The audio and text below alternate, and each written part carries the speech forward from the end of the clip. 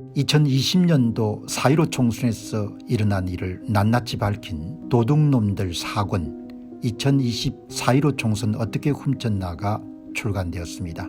이미 발간된 도둑놈들 1권 선거 어떻게 훔쳤나, 도둑놈들 2권 2022년 대선 어떻게 훔쳤나, 도둑놈들 3권 2022년 대선 무슨 짓을 했나에 이어서 네 번째 발간된 책입니다.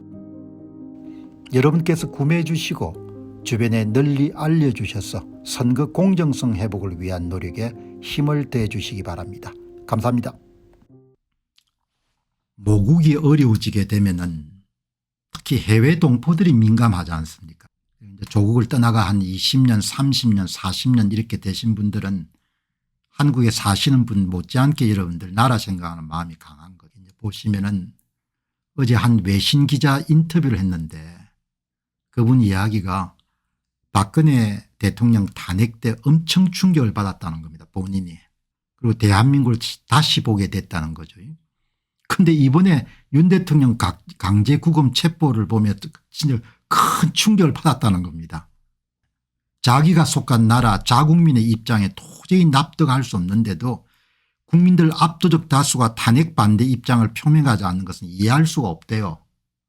자기가 볼 때 한 80% 이상은 탄핵을 반대해야 될 것 같던데, 내가 해준 이야기가 인류 역사상 10년 이상 부정선거를 지속할 수 있는 나라는 대한민국 빼고는 없다. 부정선거가 밝혀졌는데도 이를 지배 엘리트들이 나서가지고 조직적으로 은폐하는 나라도 인류 역사상 없다. 언론 정치인 사법부 모두 다 가담한 나라는 더더욱 없다. 북한도 잔인하지만 이건도 잔인함 기준하면 대단한 곳이다. 그 기자분이 확실하게 동의한 것은 언론 정치인 사법부 모두가 부정성을 덮는 것이 또 본인이 충격을 받았다는 겁니다. 뭐 이렇게 부정적인 이야기는 나라가 잘 되자고 하는 거니까 뭐 오해하지 않으시기 바랍니다. 이거는 참 중요한 그래프지 않습니까? 이렇게 두 가지 현상을 보고 진짜 정신들을 차려야 되는 거죠. 나라가 완전히 뭡니까? 지금 그냥 가라앉고 있는 겁니다. 나라를 살려야 되는 거죠. 대통령을 살려야 되고 국민을 살려야 되고 우리 노후를 살려야 되지 않습니까? 후손들이 여러분들 살아갈 수 있게끔 젊은 사람들을 살려야 되고, 이런 대열에 각자가 맡은 바 일을 좀 제대로 해주면은 훨씬 더 편할 건데, 그래서 조선일보에 엄청나게 많은 구독자들이 빠지지 않습니까? 도저히 뭡니까? 자기 역할을 못하니까. 오늘 새벽에 이렇게 보니까 한 분이 메일을 보내셨어요. 여기에 뉴욕 자유민주주의 수호연합회. 그래서 제가 영상을 한번 적어보니까 많이 모이셨네요. 여기 보니까. 여기에 뉴욕 자유민주주의 수호연합회 2025년 3.1절 기념식과 제9차 뉴욕 탄핵 반대 집회. 아마 뉴욕에서도 9번이나 아마 탄핵 반대 시위가 있었던 모양입니다. 샘물닷TV를 운영하는 목사님이 보내셔가지고, 이날 평일인데 굉장히 많은 분들이 모이시네요. 보시게 되면은 나이가 좀 드신 분들이니까 나라 떠난 지가 꽤 되신 분들인데, 이 분들이 다 이제 부정선거 문제, 탄핵 문제를 정확하게 아시는 분들, 상황 보고하고 모금도 하고, 그래서 무슨 내용이 주를 이루는가 이렇게 보니까 우리가 흔히 고민하고 있는 탄핵 기각 문제하고 선거 회복, 이 두 가지 문제를 집중적으로 거론하네요.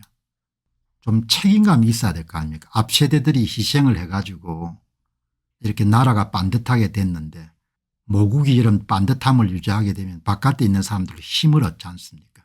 그렇게 좀 책임감이 있어야 될 거 아닙니까? 앞 세대가 고생을 해서 우리한테 여러분들 물려줬으면 그걸 잘 보존해 가지고 다음 세대한테 물려줘야 되지 않습니까? 사람들이 어떻게 그렇게 이기적이냐야. 사람들이 어떻게 그렇게 책임감이 없냐야. 제가 한두 번 소개했습니다만은 옛날에 이제 지금은 글을 쓰지 않는데 영국 작가로 찰스 핸디가 이제 지금은 글을 못 쓰실 겁니다. 찰스 핸디라는 그 작가가 노년에 그런 이야기를 하지 않습니까? 인생을 살아보니까 삶이라는 것이 혼자서 잘 먹고 잘 살다가 가는 것이 아니고 앞 세대로부터 물려받은 촛불을, 그 횃불이죠, 횃불을 다음 세대에 잘 넘기는 것이 삶인 것 같다. 그런 이야기를 어느 인터뷰에서 했던 것이 기억이 나거든요. 앞 세대에서 받은 횃불을 꺼지지 않게 잘해서 뒷세대로 넘기는 것이 선택이 아니고 필수지 않습니까? 그렇게 살아야 될 거 아닙니까? 지금 대한민국 기성세대들 가운데 일부가 어떤 일을 하고 있는 겁니까? 앞 세대를 받은 이런 촛불을 자기들끼리 이름 다 해먹겠다고 그냥 횃불을 다 꺼버리는 일들이 지금 벌어지고 있잖아요. 그게 탄핵 추진이고 그게 이런 부정선거 추진이지 않습니까? 여기 이야기하지 않습니까? 독립운동의 정신은 과거의 유산이 아니고 오늘날 우리가 지켜야 될 소중한 가치입니다. 다음 세대한테 잘 넘겨주고 떠나야 되는 거죠.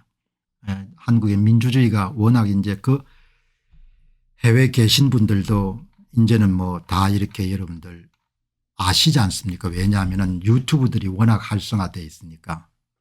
그래서 이 내용을 보내주신 분이 뉴욕의 퀸스 빌리지에서 목회 활동을 하시는 현영갑 담임 목사께서 보내주셨기 때문에 목사님인데 저서가 자유 누가 국가를 만드는가 이런 것을 쓰셨네요. 오늘 아침에 막 도착한 메일이 있기 때문에 이렇게 많은 분들이 참여를 하셨구나. 그래서 한번 여러분들에게 알려드립니다. 안녕하십니까, 공병호입니다. 그동안 공병호TV는 선거 공정성 회복과 자유민주주의 체제의 보존과 발전을 위해 노력해왔습니다. 이런 노력들이 지속될 수 있도록 공병호TV의 정기 후원 프로그램이자 멤버십 프로그램을 소개해드립니다. 뜻 있는 분들의 관심과 동참을 부탁드립니다.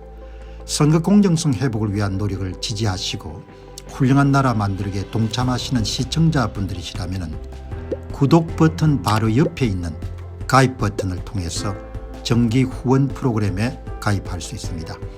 가입 버튼을 누르시면 공병호TV의 후원자가 되시게 됩니다. 여러분의 후원이 선거 공정성 회복을 위한 노력에 힘을 더할 수 있을 뿐만 아니라 자유민주주의 체제의 수호를 그리고 발전을 통해 여러분과 후손들의 삶에 빛과 소금이 될 것입니다. 특히 그동안 공병호TV는 선거 공정성 회복을 위한 노력 과정에서 채널 성장에 제약이 가해지는 불이익을 감수해왔고 지금도 그런 불이익이 계속되고 있습니다. 그럼에도 불구하고 너무나 중대한 문제이기 때문에 공병호TV의 노력은 계속될 것입니다. 여러분의 깊은 관심을 부탁드립니다. 감사합니다.